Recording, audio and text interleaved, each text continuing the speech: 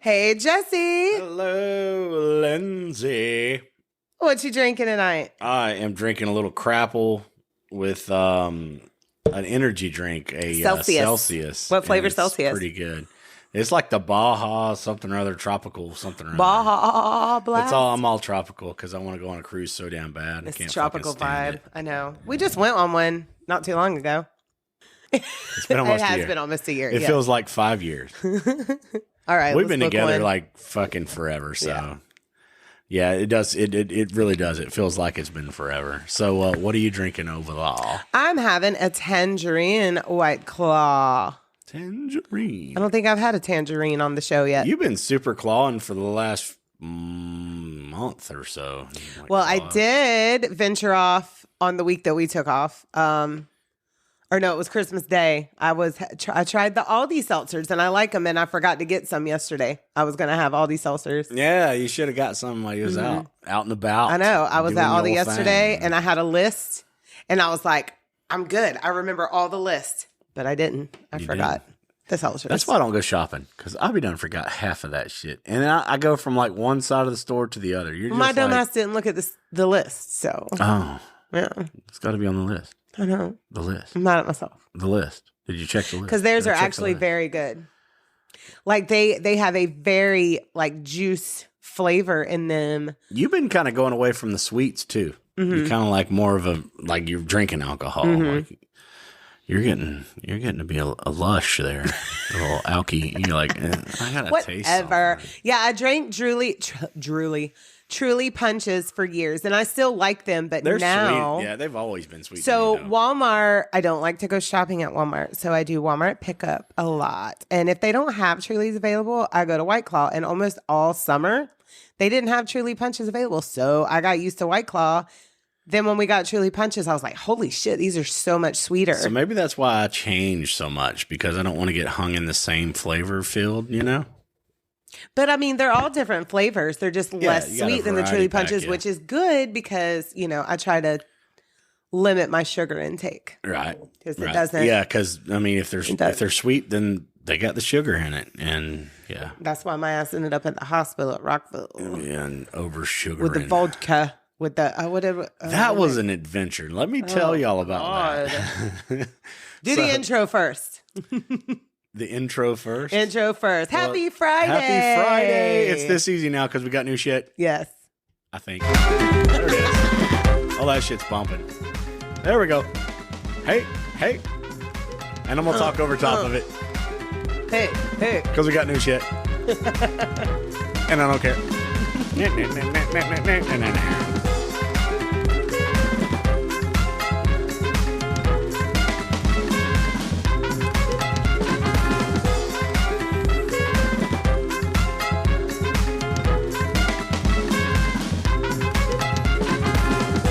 So, like, we got a Zoom PodTrack 4 set up, which I seen it all over everything. It was Merry online. Christmas to us. Yeah. Well, I this is her He thing. gave it to me. Yeah. But Well, yeah. I mean, the whole podcast thing is hers, so I was just like, It is ours, sir.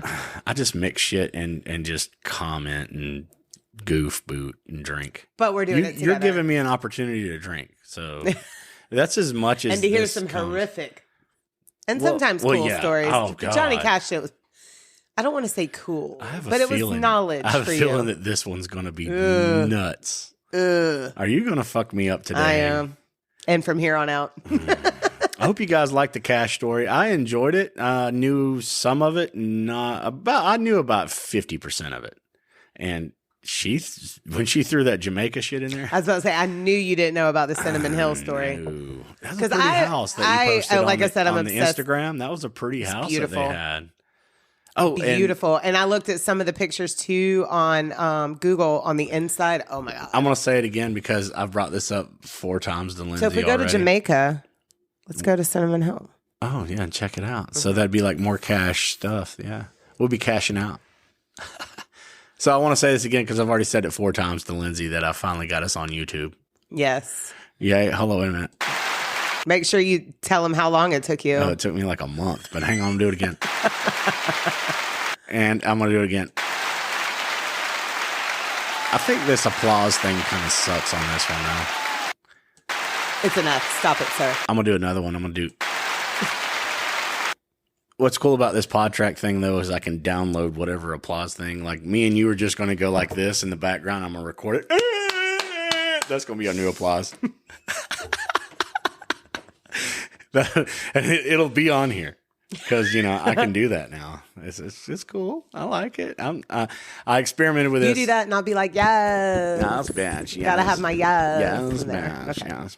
But I'll be applauding to you because, like, I always do, like, a little applaud thing at the end, like the thing, you know, the thing, because, like, you know, you do the thing and I do the thing and you do the thing. And I was like, hey, hooray. Right? What? Anyhow. But go ahead before I start our story. You're drinking a White Claw and you wanted to talk about my hospital adventure. Oh, the hospital adventure. I'm getting sidetracked. We're at Rockville. We're on Rockville. day 2. We're watching Power Man 5000, right? But you got to tell them everything that I indulged. Oh, so we wake up in the morning.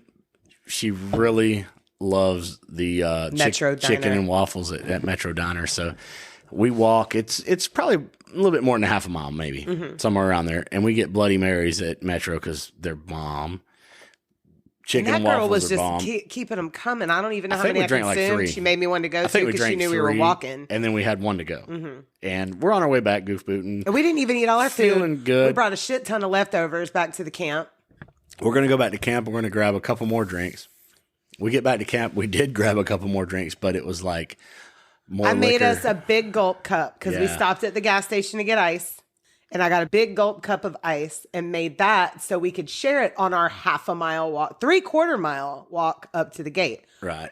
But we didn't end up walking, and that's what fucked me up. Yeah, on the there's way so much back. walking. So what you do at Rockville is like if you're camping, and you got to go camping at Rockville. You got to. Yeah, it's the best experience. It's zombie in, zombie out. That's what we say. And we're kind of, this is like a preview to Countdown to Rockville because I'm going to bring this set up to Rockville. So we zombie in, zombie out.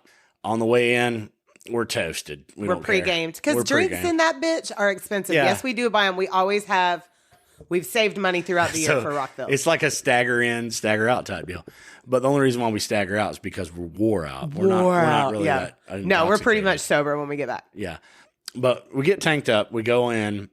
But before we went in, she was just like super tanked and super sugared up. I didn't want to waste the vodka. She was like, I'm gonna get toasted up. Well, the reason why we didn't walk is because we had 2 friends that were on knee braces. So we did. We got a And I couldn't believe it. They kept kicking ass all weekend, like hobbling. But I don't really like that. I like walking because it's good for us and it helps with my alcohol process. On the way back, we better grab a damn cart. Oh, on the way back is fine. On the way in, I don't want to ride. Yeah, I want to Daytona walk Speedway. and see everybody. So if you're in the middle of Daytona Speedway, it's a 2.5 mile track.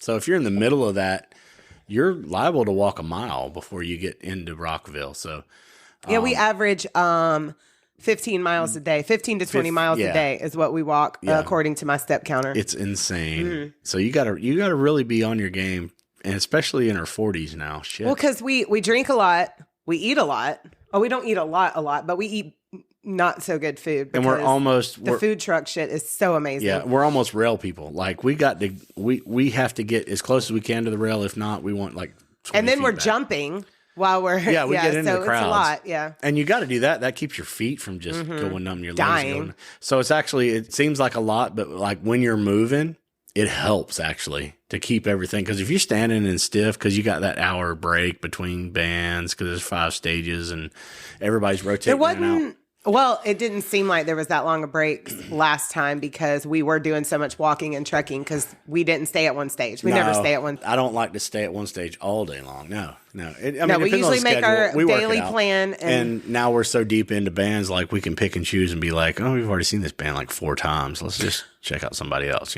So I get tanked. We go see Power Man 5000. And what happens? First band at Rockville. Power Man 5000. We're getting up, getting on, getting organized, and dropping the bombshell. Oh God, everything. So, and I don't even remember that whole set because I got you were kind of passy outy real quick. But you made it through the set, but you were done. Yeah, it was like everybody was clearing out, and Lindsay was clocked out. And first time ever at Rockville, y'all, or any festival. No, this never happens to me. Well, she's kind of been shaky a few times in our past histories, but Not like she this. made it out. But yeah. So I remember that one time at Lamb of God too. You were, yeah. So you got to watch that, Lindsay. But what happened? They snatch her up and take her to the Medi tent, and I didn't even know where that was, which was like a little, actually small little inside hospital type. And I was thing out. In the middle of I was out. Field. I don't remember the IV that they put in me. I don't remember the bag that I puked They in. didn't let me go in there and hang out with you or nothing. I walked by you and kind of was like, hey, and you were like, out. You were like just chilling, doing your thing over there. And I was like, oh my fucking God, is she going to come back out of this? What were we doing? And then she came Well, they out. gave me Zofran, right? Isn't that what I said they gave me? Yeah, and you were like, oh, I just got to wait for this to wear out. But that was like 2 hours later. Then you came out and you came to the little lobby thing, and you were like, I just got to wait for this to wear off. And you're like, this ain't wearing off. Like, I'm going down again. And you started going down again. And they were like, we got to move her. Because I had a bad reaction to Zofran. And I have made sure that Jesse, you are my husband now. You were my husband then. Tells them I cannot have that because it fucked me up the rest of the day. Pretty much until the next morning. Well, we don't want to get in that situation again. No. We got to just be more. No, I'm mature. staying away from liquor. Sticking to the seltzers. Stay away from anything more than 15% alcohol. Yeah, I got to stick with the seltzers. Period. So yeah, and that was scary because they put her in an ambulance and took her to the hospital. I'm like, and he had no idea where. And I I'm was all going. like, can I ride? Because I ran out there before the ambulance like scooped her up, and I was like, where is she going? Like, can I ride with her? They're like, no, you can't. I'm like, what the fuck? Really? That's fucked up. I don't understand that at all. So I just strike out walking. And I don't remember with remember what I had on ride me there and at all. On my way walking, I called a cab and met them and went to the hospital and hung out there and met some cool people actually in the lobby. There was this old man that was telling me all kind of crazy stories. He was an old hippie guy. I remember. Yeah, I ended up getting to meet him because they wheeled him out in the aisle where I was. We're just hanging out in the aisle. We weren't even in a room. Yeah, and I told and this was hours later. One of the nurses because like and I had no sense of time because I was like, out of it. She was like the lobby nurse and she was helping people that were kind of waiting, but they kind of needed a little bit of assistance to make them comfortable. And I said, I'm not leaving here until I get a donut. So like the whole time of me sitting there was like another 4 hours. We're like 6 hours. And I'm like away unconscious. From Rockville. Like, and you're I'm in conscious, and out. but I'm unconscious. Yeah, you're in and out. And they didn't even put her in a room. Like, never. They finally brought me back and she's in the hallway. And I'm like, what the hell happened? Like, why is this place so packed? And it wasn't because of Rockville, because there's only one more person from Rockville there. And they just put her in the hallway. And then before we left, the nurse gave me a donut. And I thought that was cool. Yeah. Well, after I did come to and they did some blood work, then they did some more blood work. And I was like, look, this IV in my hand is really hurting me. That part. And so she took it out. She's like, I might have to stick you again. I said, if you have to stick me again, I'm going to have to go. I can't. Literally, that's hurts. the second time that I've witnessed them stabbing the shit out of you. And I'm not going to put up with it again. Hurt. Because we had Silas and I went to the Silas hospital too. with I the remember, palpitations that I was having. Silas was a blur though for me. But and then, I do remember them jobbing at you like 4 times. They were trying to put it in between my thumb and my index finger and kept hitting my bone. Yeah, why do they keep doing that? So like if somebody says that they're a hard stick or whatever when it comes to like veins and vascular stuff, just go get somebody that does pediatrics. Because they're perfect. The kids. Well, what did they said when I went to UF, they said from now on tell whoever that you're a hard stick and you need a sonogram.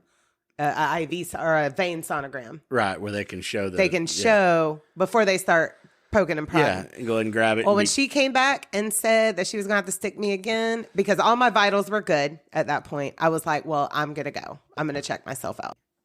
So, yeah, like long story short, like when it comes to that, we really need to get the right person. And I remember when you were having like some heart pressure problems and stuff. Heart palpitations from low blood sugar and low iron. And they stabbed you like in your thumb like 4 times right in front of me. And I'm like, dude, I would be done after 2 of those because it's like looks like they're going right in your bone. You know, that was just sickening. How I mean, after 2 times, if you're trying to put an IV in 2 times, go get somebody better.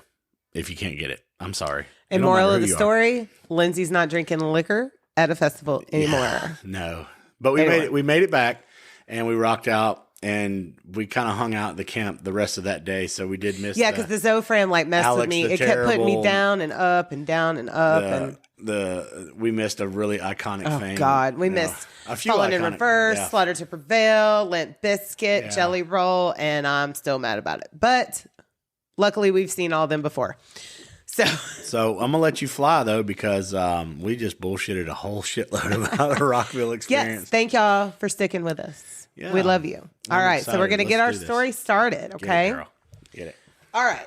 Now, a lot of other podcasters that I have heard cover this, because what I do is I listen to a few other people cover it after doing some research, and I always notice that a few of them get it different. So I always want to go fact check and all that good stuff. But a lot of them will name it after the killer. There was actually a group of killer in this story. So I'm going to start with the victims, okay? So in 2005, Reggie and Carol Sumner were a retired couple living in Jacksonville, Florida. They had been high school sweethearts from Charleston, South Carolina, but went their separate ways when they were teenagers. I think right after high school. Reggie went into the Navy and worked for CSX and married someone else, but did get divorced. I don't think he had any children. There's not a lot about Reggie out there to look up. Right. So this is some Jacksonville. This is close to home, right? Yes. Jacksonville, Florida. Yeah, we're going to go in between Charleston, South Carolina and Jacksonville a little bit. So Charleston and Freakville. Yeah. We're going to call Jacksonville Freakville. If you don't know, that's what we call Jacksonville, Florida. Freakville. Yeah. Carol went on to marry twice and had a child, a little girl named Rhonda with her second husband and a little boy. I don't know about the brother. But her second husband was a nightmare.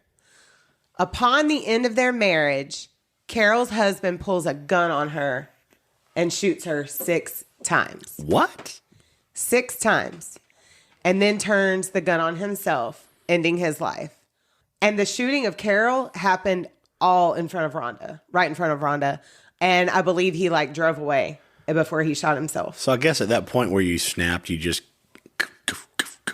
keep going and I don't even know. I don't understand why they shoot people 6 times.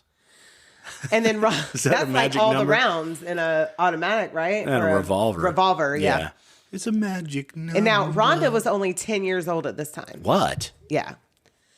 So Carol survives this shooting, but needs constant care. It also left her blind in one eye. And while she was in the hospital for the shooting, she had a blood transfusion. And this was in the 80s before they tested the blood. She didn't catch it. She got blood that contained hepatitis C. Oh, Hep C, which is way more just more complications on top of the trauma. And that would later cause her to get liver cancer. Yeah. Yeah. Wow. Now, she did get well enough to get a job working for a cable company as at a call center for a cable company. Right. And one day she answers the phone and it's Reggie from high school. So Reginald. Yes. And this was 40 years later. Wow. After they had been high school sweethearts. Oh. So they get together, recap their lives from the last 40 years, and become inseparable and eventually get married. Now, at this point in their life, they're both in poor health. Reggie had diabetes. Carol had, the complications from the shooting and the liver cancer. Yeah. And among other things.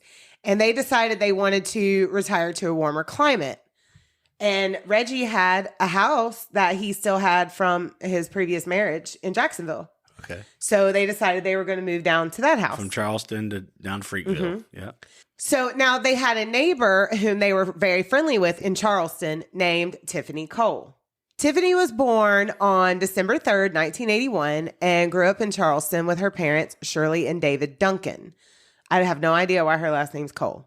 I couldn't find anything on that. But anyway, so Shirley and David would get divorced when Tiffany was young. She would go back and forth between her parents, making life very unstable. And Tiffany would say that she never felt like she had a childhood. This was because she would help a lot with the younger brother and took on a second mom type role. Right. Just kind of strapped right on and left going her back and forth left her constantly. childhood into motherhood. Mm-hmm. So that sucks. I know. You don't get a chance to grow up. It messes with you. Shirley, Tiffany's mom, would go on to marry another man named Rick, who was violent and abusive, mostly to her younger sibling, and even, trigger warning, killed Tiffany's puppy right in front of her by throwing it against the wall, which broke the dog's neck. Wow. As if the gunshots earlier so he was wasn't piece of trigger shit. warning enough. But yeah. And this was traumatic as fuck to her. But in spite You know what of, kind of dog it was? I have no idea. In spite of all of this, Tiffany actually did very well in school. She got good grades, played the flute. She was in Girl Scouts. She was a cheerleader, all of that good stuff. But, and it's not said if the stepfather was actually physically abusive to Tiffany, but it is known that her biological father, trigger warning, sexually abused her in her teen years. What the hell, Lindsay? I know. So this actually... All this wrapped up into one wad already? Oh, yeah. We haven't even gotten started yet. This is just backstory. Yeah. Lindsay. I can't keep up. The crown apple. It's going to come together. It's going to come together. I promise. No, I mean that crapple over there. In a horrific way, it's going to come together. Okay, you're going to have to keep me like moving along here because I can't keep up. Tiffany told her mother about the abuse, but unfortunately, Shirley did not believe her. And this caused Tiffany to run away from home for a time, got into the wrong crowd, would abuse drugs and alcohol, and even into some sex work. Wow. Yeah. And completely just damaged kid. Yeah. Yeah. Trauma to the hilt. Wow. Good job, parents. Right. Tiffany did come back home and found out that her father had terminal cancer, her biological father who sexually abused her. Her and her mother actually would look after him into her early 20s. Let that fucker die. Absolutely. Just, okay, bye. Yeah. Let the cancer take its toll. If you're messing with my no-no spot when I'm a kid. And the mother who knew about it, and her mother are taking care of this fucker. I'm just not built that way. No. I'm not built that way. No. Like, honestly, first. Absolutely not. I have a hard time because of putting myself out there for even as people a kid, who took advantage of me when I was younger. I was easily influenced and persuaded into a lot of things, but you touch me on my no-no spot. Fuck you. Fuck you. You can burn in hell. Yeah. And I would have done that from probably age 6 and up. I don't know how young she was when that happened. She was in her teenage years, and when she was getting sexually abused, and she took, like I said, she ran away from home for a while. No, that would have been done. Like, I'd have cut that shit off. She ran away from home for a while, came back, and took care of her fucking abuser. Yeah. I mean, but as a dude, dying. I mean, I'm thinking like in my mental state as from the age of probably 7 and up, I would have probably been like, no, I'm going to tell somebody about something. Well, she did. Her mom didn't believe her. So she didn't feel like she had anybody else to turn to. Yeah. So anyways, gracious, so this is around the time that she would come to know Reggie and Carol Sumner, who are in their late 50s and newlyweds. So they kind of knew the situation that she was in, and they took her under their wing. They even had a car, a Chevy Lumina, that they were selling and ended up letting Tiffany have it on a payment plan. Now, fast forward to January 2005, when Reggie and Carol decided to move to Jacksonville. I believe on top of the warmer climate, there was better health facilities for their ailments and things that they had to take care of. They have some good medical over there. Yes, they do. They really do. That's where I've taken most of my kids for any extensive things that they needed taken care of to the Nemours Hospital over there. And there's what they call the Baptist Center, which is right across the street. And it is gargantuan, humongous building. So they entrusted Tiffany with the car payments and told her to come see them anytime. Tiffany would continue to care for her father, and then in May of 2005, she meets singer, songwriter, and pop sensation Michael Jackson. Michael Jackson? I'm just kidding. No. But she did meet a guy named Michael James Jackson. Michael James Jackson. While on a trip to the beach with some of her friends. Is any kin to Samuel L. Jackson? By the way? This was a very white boy. Yeah, he was a white boy with a Michael James with your typical 2005 goatee and thing going on. Oh, he's a piece of shit. All right. So we'll get into him here in a second. This is a shitty joke, but I like it. You're so corny. Okay. So Tiffany and Michael James Jackson hit it off and spent the rest of the weekend together, and then they continued to see each other casually afterwards. Supposedly, it was just like a situationship, not a full-blown committed relationship. Friends with benefits. But this all happens very fast. Like I said, the Sumners move to Jacksonville in January of 2005. She meets Michael James Jackson in May of 2005. A few weeks later, Michael mentions that he wants to go visit his friend Alan Wade in Jacksonville. So Tiffany was excited to go so she could see Carol and Reggie, probably make a car payment, pop in, say hello. So they get to Jacksonville, and at first they stayed with Alan and his mother. And I guess they were partying a little too hard. Alan's mom was like, y'all got to get the fuck out. So Tiffany was like, well, I bet Carol and Reggie would let us stay with them. So she hits them up, and they welcome her and Michael with open arms. Yeah, being trauma, accepting trauma. Yeah. Like, yeah, I get it. That seems to like group together. It does. Seems like and does. Unfortunately, it can bite you right in your fucking ass because I've been there. Yeah. Now, for some reason, while they were all sitting around talking, catching up, Reggie and Carol were excitedly talking about how they had made a $99,000 profit off the sale of their home in South Carolina. Oh, they had a little grip there. Yes. Yeah. And this was obviously before the housing market crashed in 2008, because you ain't making that kind of profit at all, ever. No, you owe them money when you sell your house. Yes. And what do I owe you? Yeah. Let me write a check. Here, let me, yeah. Well, Michael Jackson instantly saw dollar signs. Michael Jackson. He. Michael James Jackson. He sees dollar signs and he comes up with a plan to rob them. Oh, here we go, MJ. Come on, MJ. They were perfect. They were older, in bad health, and so sweet and so trusting and naive. And bitch ass little Tiffany agreed to it.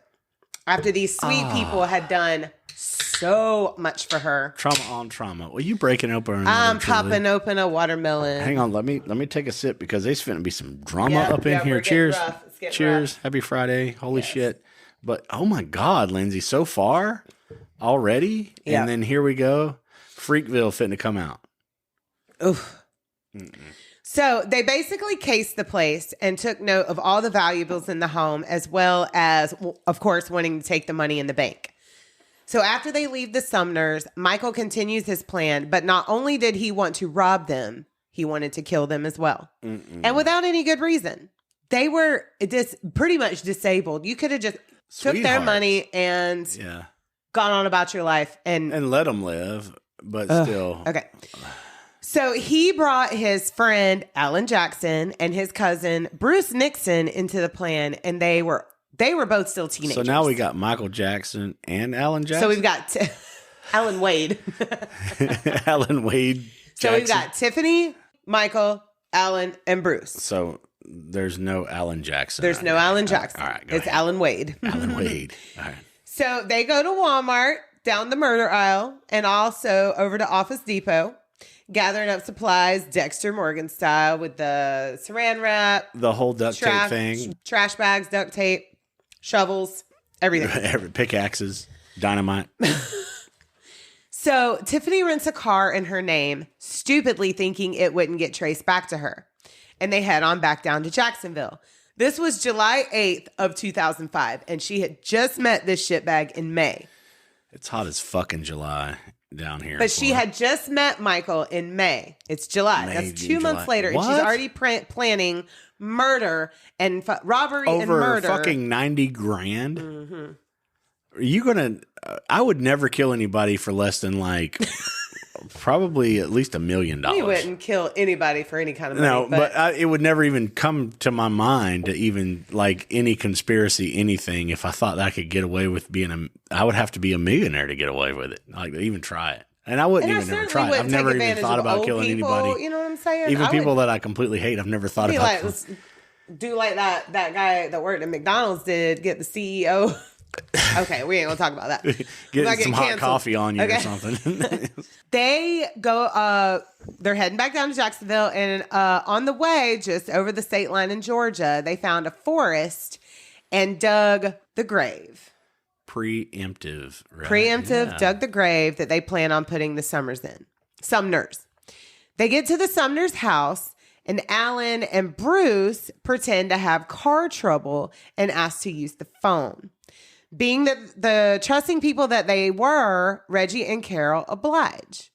Tiffany and Bruce stay in the car because they don't want to be, they don't want to deter them by, a reunion with Tiffany. Oh, change up the subject. Yeah. Right. So the Sumners had actually just started cooking their evening meal. And when Alan and Bruce go to use the phone, they pull out a toy gun that did look real and threaten them that if they don't do as they say, they will shoot them. So Carol and Reggie are terrified as they are both very vulnerable and do everything they said. They duct taped Carol and Reggie together. And then Michael takes everything he had noted that he wanted from the house, which included a coin collection and the town car, bank cards, documents, computer, and other things. Then they put Reggie and Carol in the trunk of their own Lincoln town car. These old people that they're just gathering They've up. They've duct taped them together. They slung them. Two people. Reggie and Carol. Yes. Alan and Bruce drive that car, and Tiffany and Bruce drive the rented car. Their plan was that if one of the cars got pulled over, the other would cause a distraction. But that never happened, so they get to the forest with the pre-dug grave. They open the trunk, and from the heat of being in the trunk in fucking Georgia in July, or the South, period, in July, some of the tape had come off, and they were crying and praying. The group didn't even care that the restraints had come off. And she had been through some shit to begin with. Mm-hmm. And they've reunited. They've reunited after 40 years. Yeah. 40 years. They were high school sweethearts. They've reunited after 40 years. She's already been through almost dying before. Through a horrible, horrible traumatic experience previous. And now here she is, duct taped to her husband. Got it out for her. Yeah. The world has it out for her. The universe, Goodness right. gracious, the universe, yeah. So the group didn't even care that the restraints had come off because they knew that they were too weak to fight them off. And then Reggie and Carol saw Tiffany and Michael. And they already knew them. They knew them. So imagine, you're old, you're vulnerable. Surprise, surprise, and surprise. You've helped this girl out. Yeah. You've been there for her through her abuse and trauma. Yeah. And you let her and her trauma come in after you and your trauma, and because you sympathize. And it broke their hearts. Absolutely. Yeah. So the group puts Reggie and Carol beside the grave, and then Michael demands their pins for the debit cards. And of course, Reggie gives them up. And I'm sure Reggie thinks that if he does everything right, they will let them go. Not after that trip. But instead, they were both thrown into the grave and buried alive. Alive? Lindsay. I know. I'm like, Lindsay. I can't think about it too hard. This isn't strong enough for me. You're already slurring, sir. It better be strong enough for you. No, I'm not. And it was said by someone in the group that Carol's moans could still be heard after all the dirt was on top of them. Now, some sources say they didn't dig a full 6 foot, but some sources say they did. So, yeah. And dirt later on when they were found was found all in their stomachs, their nose, their throat, everything. Moving. Yeah. That's how they found out they were still moving and alive. Goodness gracious. So now it's party time for the killers. We got party time. So they had all that money and loot to pawn.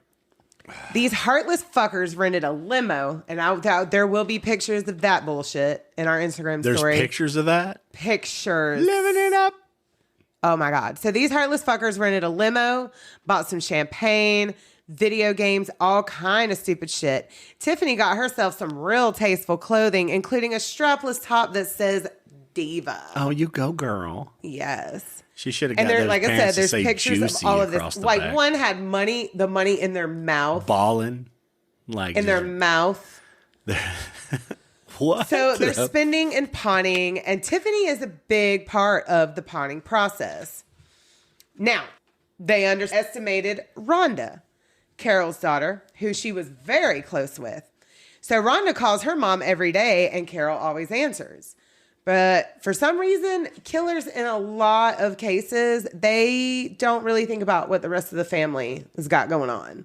They don't calculate that as they're going to have a daughter or a son or a niece or a nephew or a grandchild that's going to call them. Exactly. They're so focused on that little aspect, they don't pay attention to the rest of it. Yeah. So Rhonda, who is still in South Carolina, starts calling and no answer. After 4 days, she drives down to Jacksonville herself. Now, this is a different story. I would have called the police and been like, hey, my mother and stepfather are in very bad health, haven't answered the phone, and I think something may have happened. Yeah, do a well check, please. Check. Yeah. So when she gets there, she has a key and she lets herself in. She sees right away that the car is gone. And when she gets inside, she sees rotting food that has still been out. Remember, because they were about to have dinner. Right. She sees the dog who has been neglected and the house is a mess. And they were not messy people. They were clean people.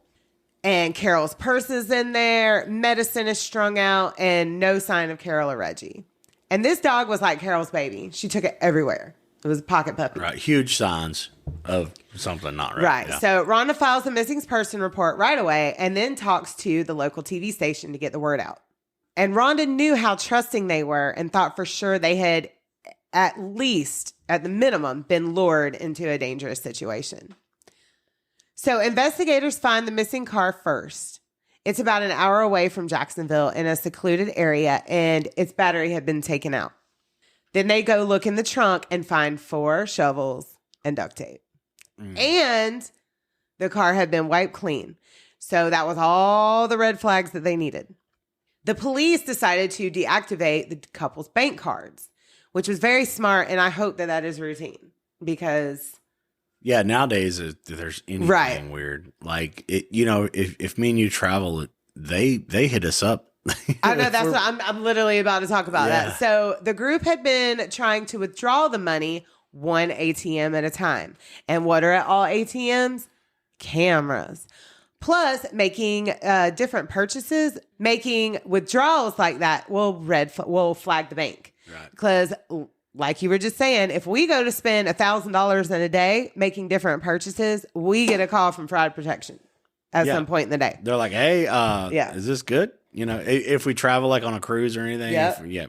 Or even just to Gainesville. Yeah. We got one Black Friday. Yeah. We spent. And we were down south one time near Orlando, I think. And it flagged it too. They were like, you guys down here? What are you doing? Yes, we are. Thank you. But thank you for checking. We appreciate that. So it's inconvenient when you just want to have a good time and you're doing it honestly, but I get it. So now there is lots of evidence, but the group of degens are pissed that the cards have been cut off and don't realize it's been done by the police.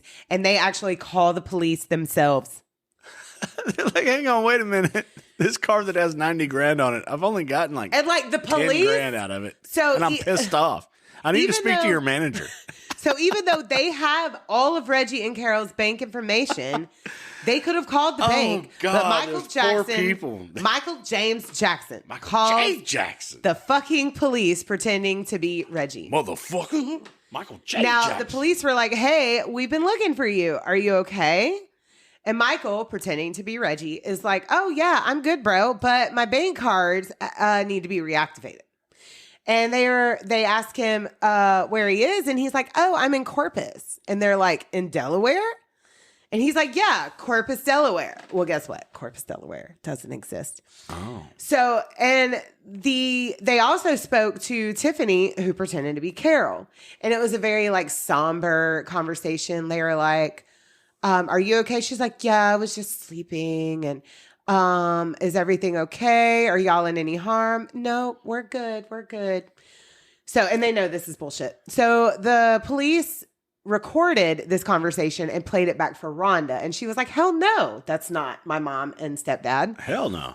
So the police now know that there is at least 2 people involved in the disappearance of the Sumners, and they decided to follow the money. Gotti. So they got the cards reactivated for them, and now they have the cell phone number of the callers, and they trace that number to a fake name and address. But that number was the number given for the car that Tiffany rented. in her real name. And that Mazda RX-8 had not been returned and was overdue. 45, 46. So this is when they discovered that Tiffany was the Sumners' old neighbor. So they go and they focus on Tiffany. They get in touch with her brother, and he had kind of like a thug reputation, and he was on probation, so they used that against him. Gangsta ass. And so, of course, he spilled the tea and led the cops right where Tiffany, Michael, and Alan were staying. Now, Bruce had already parted ways with the group. So police had enough evidence to arrest and really hope, like they're praying, that Reggie and Carol are with these three at the hotel they were staying at, hoping it was like a hostage situation. Right. So they stormed the 2 rooms, and Michael Jackson had the bank cards on his person. Can I go ahead and say it one more time? Michael J. Jackson. I just had to say that. Go ahead, Lindsay. Michael Jackson, not the singer. Michael J. Michael J. Michael J. Jackson. Like I said, he had Reggie and Carol's bank cards on his person, and in the car, they found Reggie's coin collection. Oh. And it was in the Chevy Lumina. The Lumina. Yes. The car that the Sumners had sold to Still in Tiffany. their name. Still like stolen. Still, yeah. So along with video games, computers, and a check for $8,000 that Michael had made out to himself that he had forged Reggie's name on. Right. Trying to get that cash too. Yes. Yeah. So yeah, they're pulling it. They're just trying to pull it out left and right. So they arrest them and separate them to get them to turn on each other. It's a good tactic. I don't agree with everything that police does, but they do pretty good in this case. They already had them. They already had it all. So at first, all denied everything, and then Tiffany was the first to break, and her and Alan sell out Bruce. Is that Alan J. Jackson? No, it's Alan Wade. Oh, that's Alan Wade, not Jackson. That's Michael J. And I think that I had already mentioned that they were cousins, but both Alan and Bruce were only 18 years old. Wow. Yeah. So they was balling. How much? At the end of this, I want to know how much money they really got before it was all stopped and done. I'm sorry. That's just so pathetic. Every bit of this, and people had to lose their lives that already been through trauma, and then accepted more trauma into their trauma, and got more trauma. Mm-hmm. Goodness. So they get Bruce, and Bruce tells all. And Bruce's dumbass had also recently been at a party. So he had been boasting about burying people alive for all the prescription drugs that he had at his disposal. So I guess he took all their cancer meds. So this is the second version of Bruce the douche. Yeah, but this Bruce is an impressionable douche. So he's not a 45-year-old man that goes and annihilates a family. Yeah, but he's with still a flamethrower. It's douchey. Yeah. Mm-hmm. Yeah, very douchey. Yep. He was trying to get some clout for them cancer meds. I just had to bring that one back from one of the other episodes. That we Christmas did. with the Andersons. Yeah. No, which not one? Christmas with the Andersons. The Covina. Yeah, the Covina one. Covina massacre. Yeah. Bruce the douche. Oof. So he, of course, says it was all Michael's plan and they were just all following along, which it pretty much was. So they are all charged with first-degree murder and kidnapping. Bruce was the only one of the 4 to plead guilty. So the other 3 pled not guilty, but still got death sentences because most of the time, if you don't plead guilty, they're going to, you're going to get worse if they find you guilty. You had to put the whole system through that to begin with. I would always do that too. Like, quit lying, dude. We got you. So Bruce only got 55 years because he cooperated in helping the police locate the bodies, which was on July 16th. So 7 days after the crime was when they were found. So it was a 7-day spree. And it wasn't even that long. They were caught shortly after, like maybe it was 4 days. 5 days. A 5-day spree. And then after Tiffany and Alan sold out Bruce, they got Bruce. Bruce crumbled. Like, he is sobbing. Right. But they really had him like in 3 days whenever she came down and checked. No, she came down. She didn't come down till 4 days. Till 4 days. So they had him pretty much. If it had been my parents, day. I mean, no disrespect, Rhonda, whatsoever. But if it had been my parents in poor health 2 states away. Yeah. after a day. Yeah. And they weren't answering the phone after they answered every day on schedule, I would have went after a day. A well check that next day. Yeah. A well check the next day. I would have been, like I said, because they're in poor health. Yeah. If I don't hear from my parents who are doing just fine and an hour away from us in a couple of days, I'm like, hey, checking in. Right. You know, and if they don't answer back in like an hour, I'm like, checking in again. Now my feelers are out. This ain't right. Sorry. Yeah. It's not right. Somebody's coming. We're on the way. Right. Like I said, he cooperated. He helped the police locate the bodies, which were located on July 16th. And Bruce was the actually only one to show any remorse at all. Tiffany's trial lasted about a week, and it took the jury less than an hour to deliberate. Good job, jury. Yeah. 9-3 vote on the death penalty, which has since been overturned to a life sentence. Now, my coworker, who you have now met, that told us about Jessica McCarty, she also told me about this case. Really? She was there when her life sentence got overturned. Really? Mm-hmm. So she had tie-ins with two of these. Mm-hmm. Two really. She told me about one more too that we're going to do later on. Yeah. Oh. Yeah. And because she's like, you know, when you're there, you don't ask a lot of questions, but you'll hear everybody else talking about what they maybe know. So she doesn't even know a lot about these things that I have found in research. So, wow. Yeah. So she just knew that she was there while the other chick was there, and then it was just same spot, same place. So Tiffany swears that she had no idea that this murder was going to happen, just robbery. But the bitch held the flashlight while they were digging the grave. What do you think that they're going to do with this grave? What do you think Michael James Jackson is going to do with a 6-foot grave?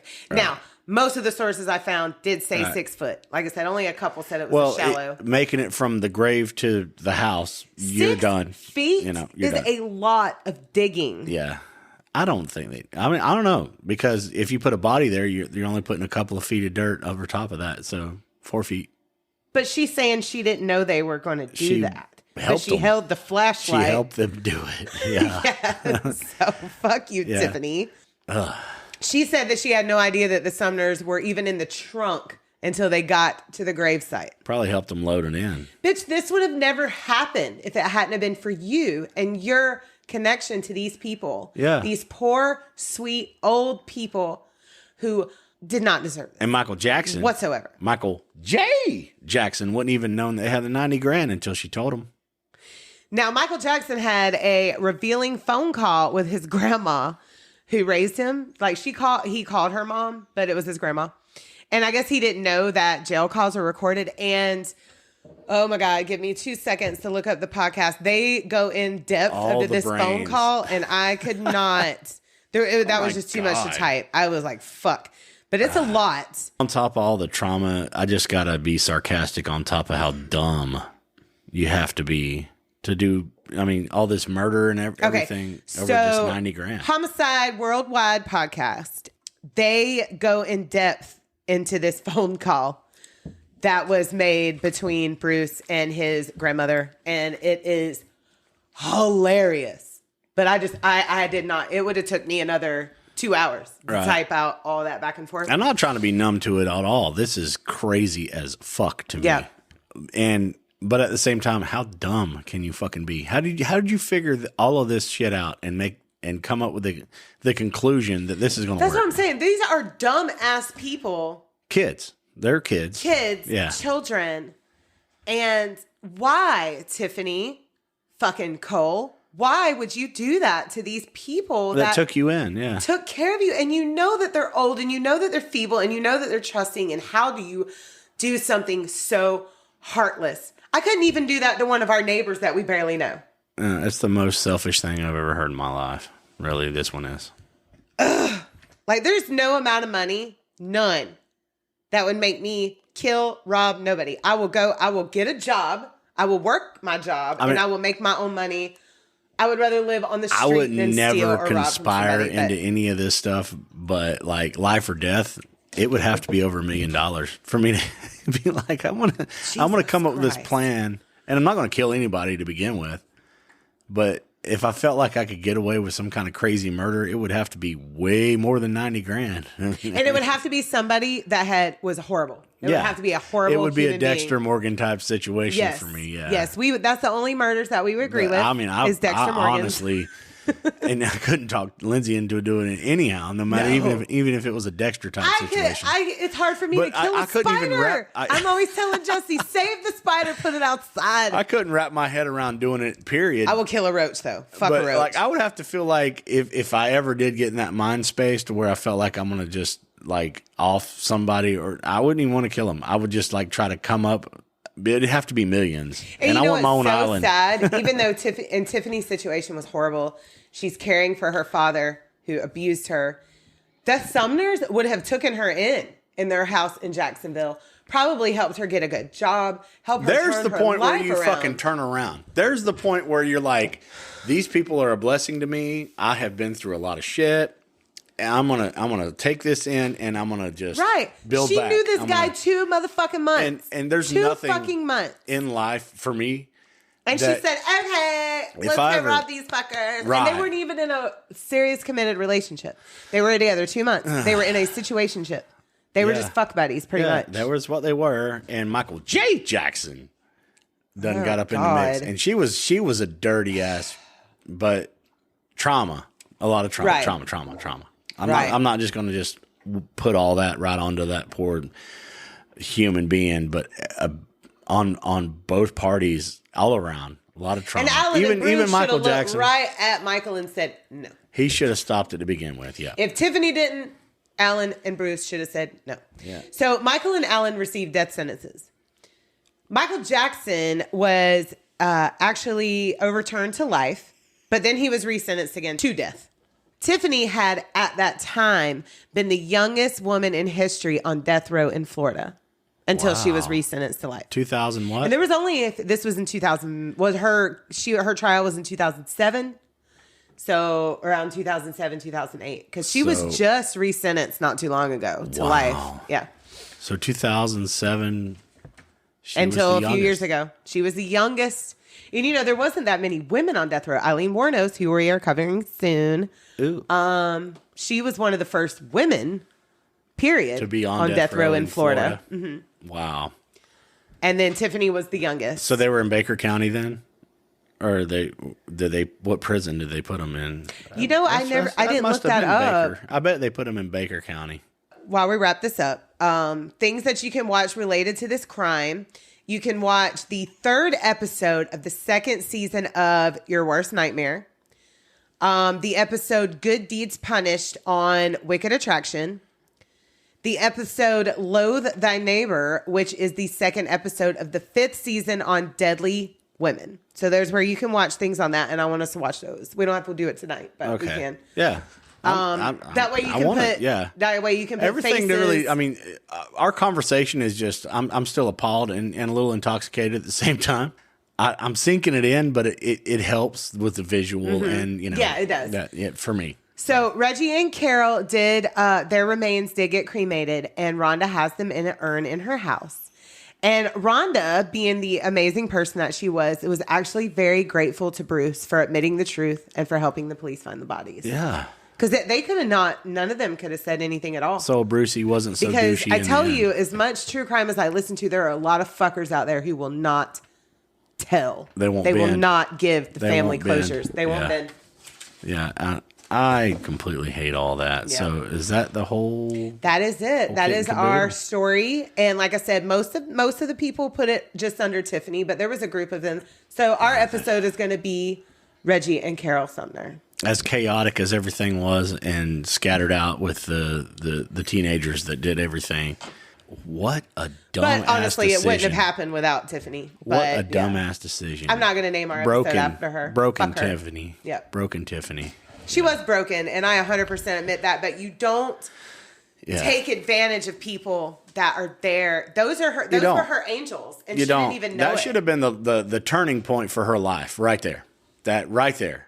Because, you sit down with these people, and I love hanging out with older people. Me and you have hung out and had conversations My kids with older couldn't go people. to any of our neighbors in this cul-de-sac and get them to sell us a car on You a remember payment that time plan. we went camping? We was hanging out with that older woman, and Oh my we God, I talked love her so much, and you learn I so talked much to her. life, you know, Yes. and that's human. She is That's human. one of my very best friends for 19 years now.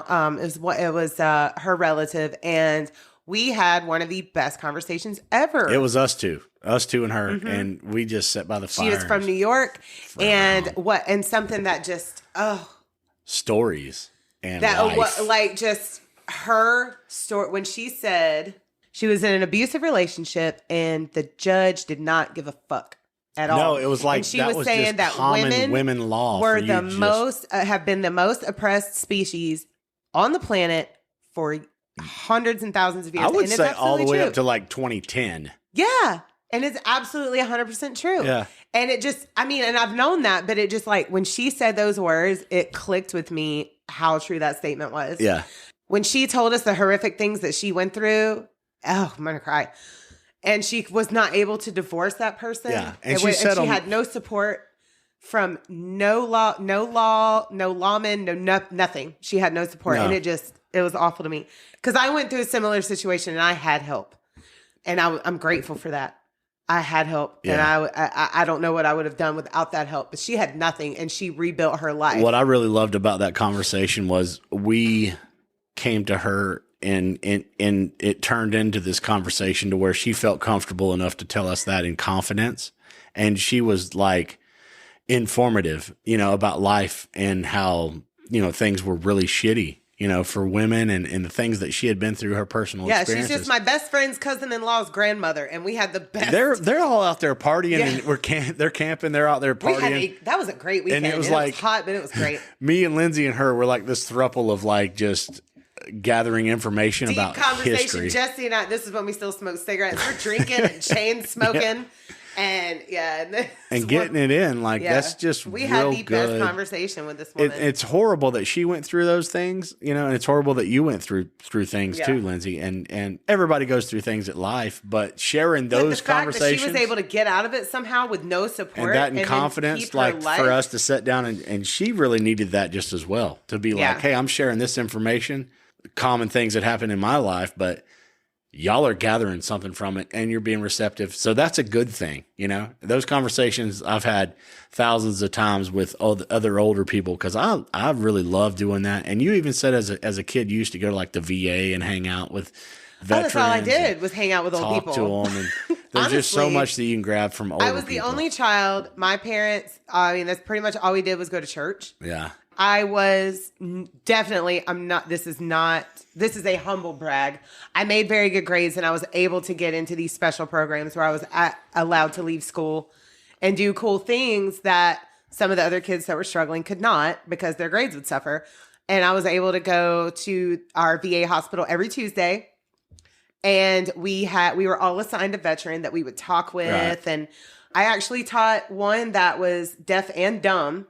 He could not hear. He could not speak. Wow. I was able to teach him some sign language. Right. He had been in that VA hospital for years and he did not know any But how much language. did that have to do? I was only 8 years old. Right. How much did that have to do with your developmental, like growing into the person that you are now? I'm just saying, I learned all that from Sesame Street. Just saying, let your kids watch Sesame Street. Let your kids watch Sesame Street. I learned all the sign language I knew to teach this 90-year-old man. That's precious. Sign language. That's it was precious. And they put me in the paper and everything. But it really developed you as a human being. Oh, like, yeah. you know, 100%. if you get to spend that time with older people and let your kids hang out with older people, not creepy ones, you know?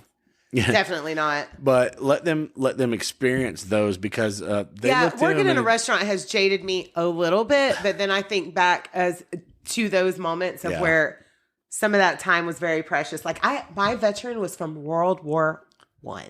Yeah, greatest generation. My veteran that I had, this was a different veteran that I taught the sign language to, but my assigned veteran was from World War I. 93 years old then, and that was in 90. Yeah, so 90 still or the greatest generations people. Yeah.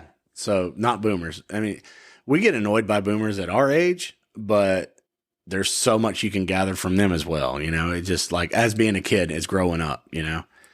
But anyhow, like, well, what I will say to any generation is have an open mind for all generations. Learn from younger and older. yeah, gather experiences and make them positive. Don't get stuck in your decade, in your generation. Go out and explore more things because things do evolve and change, and it's all great. And as older people will say, we're stay listening to younger people's generation, or in metal, because we're metalheads. But we're listening to younger metalhead generation, and we fucking love it. Yeah. And some people are just closed-minded and be like, nah, and even some of the younger people, like, I'll gather the is. same kind of vibe from younger people, too, and their experiences, because it's their train of thoughts and digital world and everything, you know, and gathering things through a screen, you know, it's different. But also let your kids have that one-on-one with older people. Yeah, because we're elder millennials. We've had a little bit of it all. We've had before and after, you know, digital era. If there's any of those cool experiences like the campfire, like we talked about, like share them with us, you know. And don't take advantage of old people ever. Never. God, look out for them. Protect them. They put in the time, you know. They've put in the time, and they've had. You never know what old people have been through, and sitting down and having those conversations with them and finding out. Don't fucking kidnap and murder them after they let you have a car. Over $90,000, Jesus. But anyhow, Lindsay, I thought you did great. And well, it was 99,000, but $99,000, whatever. Yeah, Michael J. Jackson. I'm just gonna hang on that. But I mean, that was a lot of money. Yeah. It's still a lot of money, but it's not worth. Not in 2000 and fucking whatever. I'm just saying, no money is worth doing any of that to anybody. No. Don't hurt people. Don't kill people. What band are you plugging today, sir? I have this amazing band. Oh, I'm excited. I don't know anything about this one. You don't? I hadn't said shit about fuck. No. I am going to surprise Lindsay, and I'm going to go ahead and say that I talked to Villanova. Yay! I did. DC Villanova. BC Villanova. Yes. I talked to him, the lead singer, and he's like down. He's cool as He's really cool. Finally got a hold to him, and because you mentioned him. I love them. You mentioned him in the last thing, and I was love them. I'm going to have to just hook up because those guys are so amazing. And I'm going to play them. We played with them, and I hired them one time. I think I took care of them pretty good.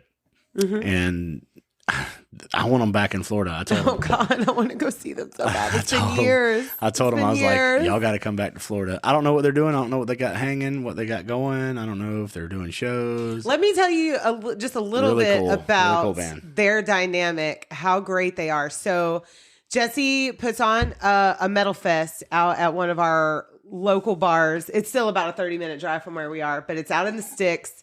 It's a bar that mainly caters to sport fishermen. And they have fests. But they have all kind of shit. And he had already played out there a few times before, but he's like, I want to put on this metal fest, 2 days. We invite all these amazing bands. And when Villanova went on, who is the least metal of every band that had played, like we had hardcore fuckers, we had people that sound like Slayer, new metal, everything. Death metal. Yes. Just regular rock. When Villanova went on, they brought down the fucking house. They brought down the house. Me and one of my besties, Erin from Jacksonville, we were rocking the fuck out. We knew every song because of when you guys had played with them previously at the High Dive. So we had plugged their music, followed them, knew all their songs. We sang our hearts out. And they literally brought down the house at Ellie Ray's bar and whatever it's called. it was a rough time because in the middle of that, like the coordinator, the event coordinator, he quit in the middle of it. Insane. So I had to put it together. I had to make it happen. I mean, I'm going to say this. I don't know what happened. The owner of that bar is an asshole and he's hard to work with. And the coordinator got into it with the owner. I don't know what all really happened. Even my band broke up in the middle of it too. Yeah, so all we know is the sound guy said, "Fuck you, I'm done." So I know what happened, but I don't know what happened because it hit me like out of nowhere. So we literally had to rearrange another sound guy to come in, who luckily was like, "I'm on it."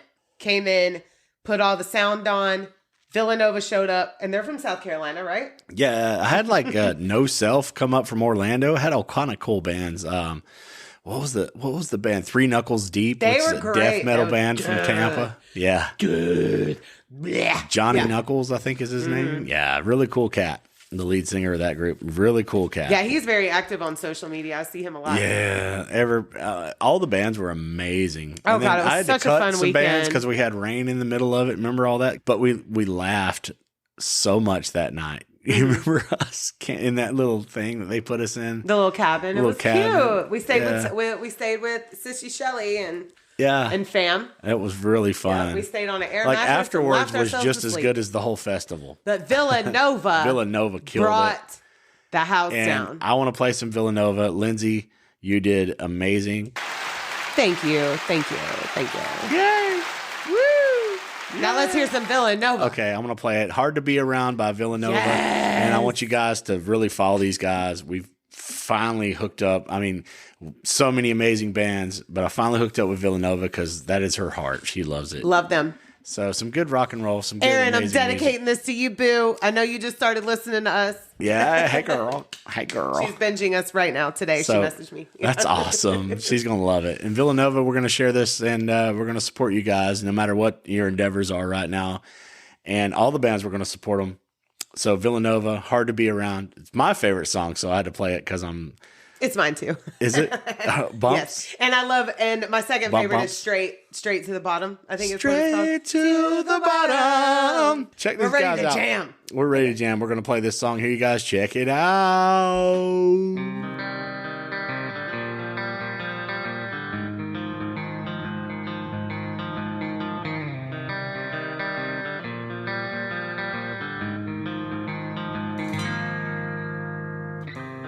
Should've known better than to tell you my mind.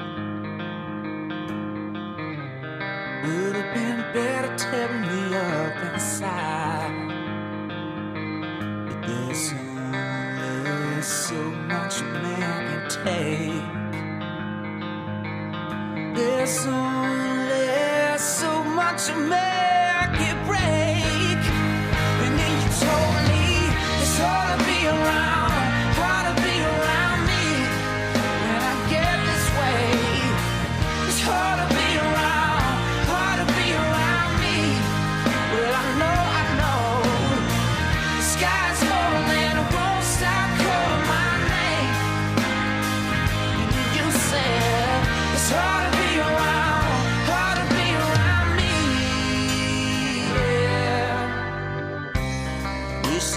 Just take it all in stride. I'm just a fool with foolish pride. He's lost our connection to this place. Who's lost himself into a dark embrace. And then you told me it's hard to be around. Hard to be around me.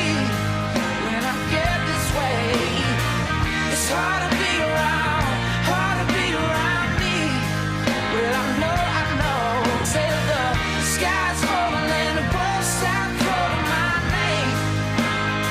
And I heard you say it's hard to be around me. Yeah. As the last of these days slip by me, I feel the cold wind.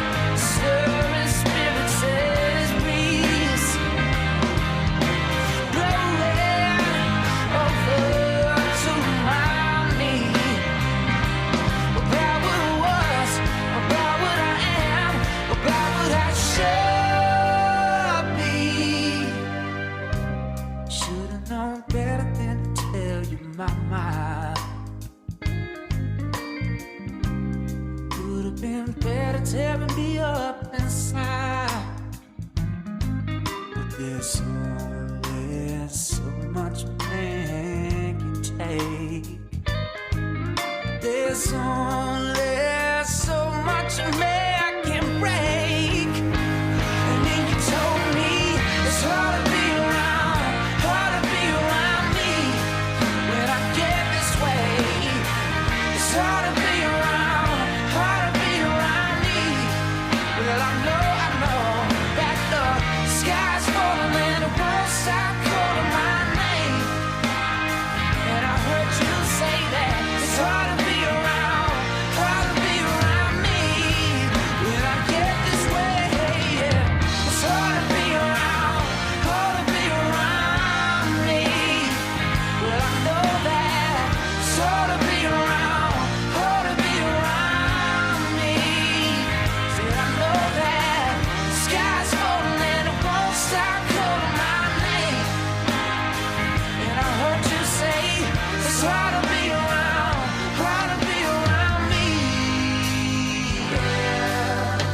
amaze balls. We love you so much, Villanova. We Come back love to 'em to Florida. death. We miss you, BC. We miss you, Bobby. I have your shirt. I have your face on a shirt that I need to wear.